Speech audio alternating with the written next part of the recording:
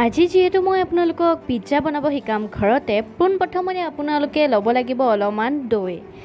কাৰণ মই ইষ্ট নোহোৱাকৈ যেহেতু বনাই আছোঁ আৰু তাৰ পাছতে লাগিব মিঠাতেল নহবা অলিভ অইল আপোনালোকে যিকোনো ল'ব পাৰে আৰু লগতে বেকিং সোডা আপোনালোকে বেকিং পাউডাৰো ইউজ কৰিব পাৰে আৰু তাৰ পাছতে গোটেই ইনগ্ৰেডিয়েণ্টছখিনি মিহলাই তাতে অলপমান দি দিব নিমখ আৰু লগতে চেনি টেষ্টৰ বাবে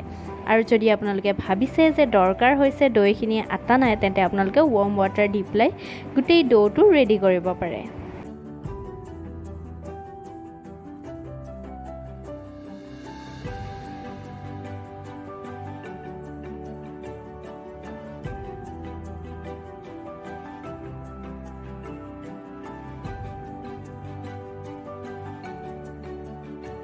এতিয়া দেখিছেই ডোটো অলমোষ্ট ৰেডি হৈ গ'ল আৰু এই ডোটোৱে আপোনালোকে 2 আৱাৰ্ছ বা 1 আৱাৰ্ছৰ কাৰণে আপোনালোকে ফ্ৰিজত ৰাখিব পাৰে নহ'লে বা তিতা কাপোৰ এখনেৰে আপোনালোকে ফ্ৰিজৰ বাহিৰতো ৰাখিব পাৰে কিন্তু ৰেষ্ট বহুত বেছি জৰুৰী এতিয়া আপোনালোকে দেখিছেই মই 2 ঘণ্টাৰ পাছতে ফ্ৰিজৰ পৰা ডোটো ওলাই আনিছোঁ কি ধুনীয়া সফ্ট হৈছে তাৰে মই দুভাগ কৰি দুটা ডো বনাই লৈছোঁ আৰু ওপৰত অলপমান তেল লগাই লৈছোঁ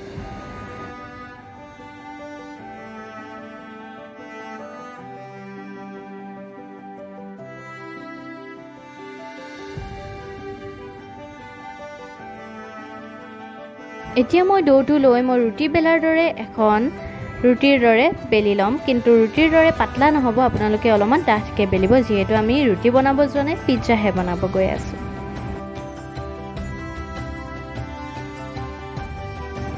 এতিয়া মই পিজ্জা বেছটোৰ ওপৰত এনেকৈ কাটা চামুচৰ সহায়ত মই ফুটা ওলাই দিছোঁ যাতে গোটেই বস্তুখিনি যেতিয়া আমি এড কৰিম ধুনীয়াকৈ বেছটোৰ ভিতৰত সোমাই যায় আপোনালোকে এই ষ্টেপটো কেতিয়াও মিছ নকৰিব কাৰণ এই ষ্টেপটো বহুত বেছি দৰকাৰী আৰু এতিয়া আমি এড কৰিম বেছটোৰ ওপৰতে পিজ্জা চচ যিটো মই কিনি আনিছোঁ আপোনালোকে ঘৰতে বিলাহী দি বনাই ল'ব পাৰে তাৰ পাছতে মই এড কৰিছোঁ কিউব হিচাপে কাটি থোৱা কেইডোখৰমান পিঁয়াজৰ টুকুৰা আপোনালোকে কেপচিকাম দিব পাৰে বা অন্য ভেজিটেবলছ দিব পাৰে যিহেতু মোৰ ওচৰত আজি নাই সেইবাবে মই বিলাহী আৰু লগতে পিঁয়াজ দিয়ে কামটো চলাই দিছোঁ এতিয়া সবচে দৰকাৰী বস্তু হ'ল চীজ নহ'লে জানো পিজ্জা খাই ভাল লাগিব আৰু এই চীজডোখৰ মই ঘৰতে বনাইছিলোঁ যিহেতু মোৰ ভিডিঅ' কৰা নহ'ল বনাওঁতে সেইবাবে আপোনালোকে কিনি অনা চীজ ব্যৱহাৰ কৰিব পাৰে লগতে ইউটিউবত বহুত বেছি ভিডিঅ'জ আছে চীজৰ ওপৰত আপোনালোকে ঘৰতো বনাই ল'ব পাৰে